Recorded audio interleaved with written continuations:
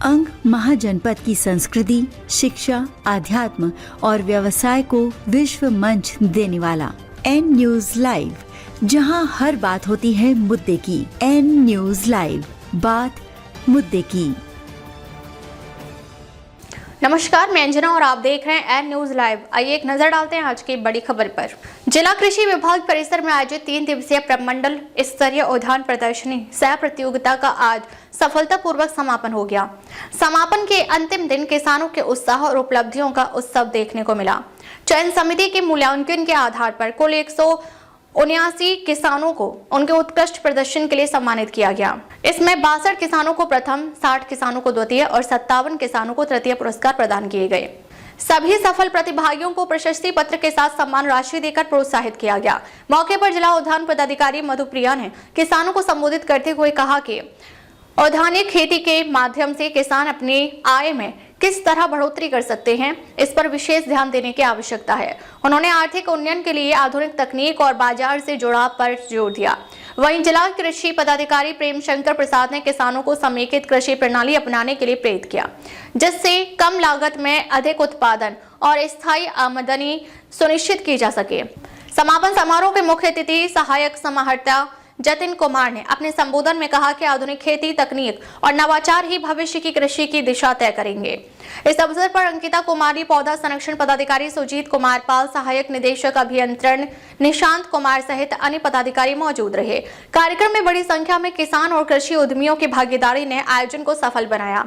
कुल मिलाकर यह प्रदर्शनी किसानों के लिए न केवल सीख का मंच बनी, बल्कि आधुनिक, लाभकारी और आत्मनिर्भर कृषि की ओर एक मजबूत कदम साबित हुई। कहता हूँ कि भारत की अगर पहचान है तो वो गांव, किसान, खेत और खलिहान है।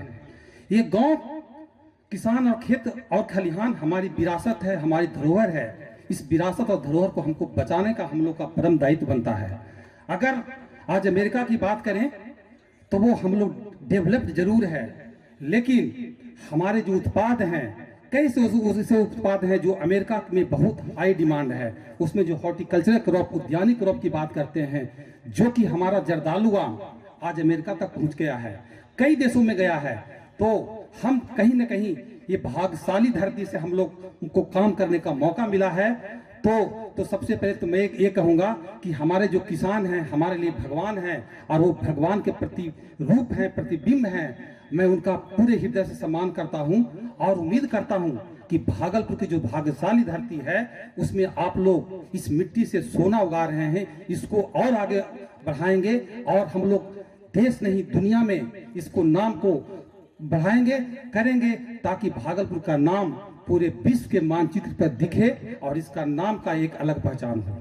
बाकी मैं सर से ये कहना चाहूँगा कि सर, हमारे विभाग में 7 कैटेगरी हैं, 7 कैटेगरी हैं, जिसमें उद्यान है, रसायन है। कैटेगरी 1 से मैं बिलोंग करता हूं। कैटेगरी 2, 3, 4 से 6 से 7 तक है, लेकिन सब कैटेगरी को हम लोग मिलकर कृषि विभाग कहते हैं, कृषि परिवार कहते हैं सर। और मैं ये तो इसी दोहे के साथ कहना चाहता हूं कि फूल है अलग अलग पर चमन एक है, फूल है अलग अलग पर चमन एक है, तारे हैं अलग अलग पर गगन एक है। और हमारे कृषि विभाग में कैटेगरी है अलग अलग पर मिशन एक है, और वो मिशन है हम किसानों को खुशहाल करना, उनकी आमदनी को बढ़ाना। उस मरहूम किसानों के अंतिम पंक्ति में जो बैठे हैं उनको चेहरे को खुशहाल करना, मुस्कान लाना, ताकि हम कृषि विभाग की योजनाओं से उनको जोड़ें, उनको अपने आप में समावेश कराएं। ऐसी भूमि है वहाँ की, हालांकि वहाँ की मृदा बहुत उपजाऊ है, लेकिन बिना सिंचाई के आप खेती नहीं कर पाएंगे, मतलब कि आपका उत्पादन बहुत कम हो जाएगा। लेकिन यहाँ बिहार में हम देखते हैं कि किस तरह से हमारी जो जमीन है वो भी उपजाऊ है, हमारे पास पर्याप्त मात्रा में पानी भी है, लेकिन जो हमारे खेत का आकार है वो तुलनात्मक रूप से छोटा हो जाता है। तो उस छोटे खेत में ज्यादा हमें फसल उपजाने के लिए क्या करना होगा? हमारे पास यहाँ पर जिला स्तर पर और प्रखंड स्तर पर उद्यान और कृषि के ऑफिसेज हैं। भारत सरकार और बिहार सरकार ने बहुत तरह की योजनाएं चलाई हुई हैं। अपनी खेती के लिए अपनी मृदा की जांच करवाएं।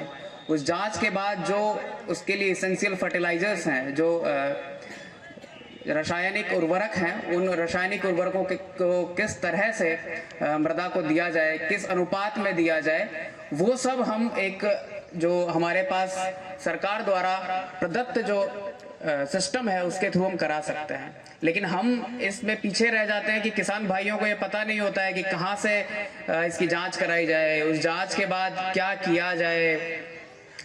तो मैं डीईओ साहब से या डीएचओ मैडम से ये अनुरोध करूंगा कि अपने जो लोअर लेवल स्टाफ हैं उनको इस तरह से मोटिवेट किया जाए या इस तरह से उनको बताया जाए कि वो किसानों को किस तरह से उसका लाभ अधिक से अधिक मिल सकता है, ताकि वो लोग ये समझ पाएं कि जो सरकार की स्कीम्स चलाई जा रही है, सरकार ने जो सिस्टम बनाया है वो हमारे किसी उपयोग का भी है। कई बार मैं देखता हूं कि जैसे मैंने राजस्थान में ही ज़्यादा देखा कि बहुत सारे ऐसे जैसे रासायनिक उर्वरक की शॉप खुल गई। अब रासायनिक उर्वरक की शॉप तो खुल गई, लेकिन जब किसानों को उर्वरक की ज़रूरत होती है उस टाइम पर उर्वरक समाप्त हो जाता है। ऐसी बहुत सारी सिचुएशन हो सकता है यहाँ भी देखने को मिलती हो।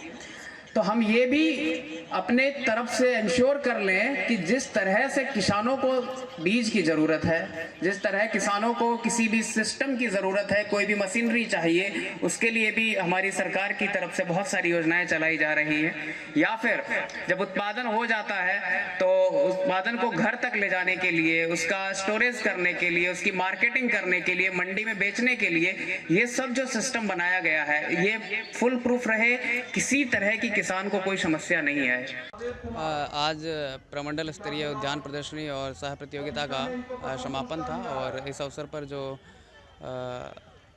प्रतियोगिता में अव्वल किसान थे उनको कुछ प्रमाण पत्र के द्वारा उनको सम्मानित किया गया है। तो जिन किसानों ने इनोवेशन का काम किया है, जिन लोगों ने परंपरागत कृषि से हटकर कुछ अलग किया है, उन लोगों को, उन किसानों को आगे जाने या फिर बाकी जो किसान हैं उनको इस तरह से प्रोत्साहित करने का ये अच्छा अवसर होता है। और ये जो उद्यान प्रदर्शनी है ये प्रखंड स्तर पर या फिर विलेज स्तर पर भी हो तो ज़्यादा अच्छा रहे। यहाँ पे है ना 3 तरह के पुरस्कार दिए गए, प्रथम, द्वितीय, तृतीय, और एक संतावना पुरस्कार दिया गया और एक विशिष्ट पुरस्कार। टोटल 65 लोगों के आसपास सम्मानित हुए और टोटल जो प्राइज मनी है वो 2,76,000 किसान को डीबीटी के माध्यम से उनके खाते में दी जाएगी। नाम सर मैडम? मेरा नाम मधुप्रिया है, मैं जिला उद्यान पदाधिकारी हूँ। हमारे यहाँ जो ये प्रमंडल स्तरीय बागवानी महोत्सव है ये हर साल होती है, बट डेट हमेशा 16, 17, 18 फरवरी ही नहीं होता है। वो जनवरी के बाद कभी भी हम मना सकते हैं, लेकिन मार्च से पहले, मार्च 25 से पहले। अब तक के लिए बस इतना ही, फिर मिलते हैं एक ऐसी ही बड़ी खबर के साथ। तब तक के लिए नमस्कार और देखते रहिए एन न्यूज़ लाइव।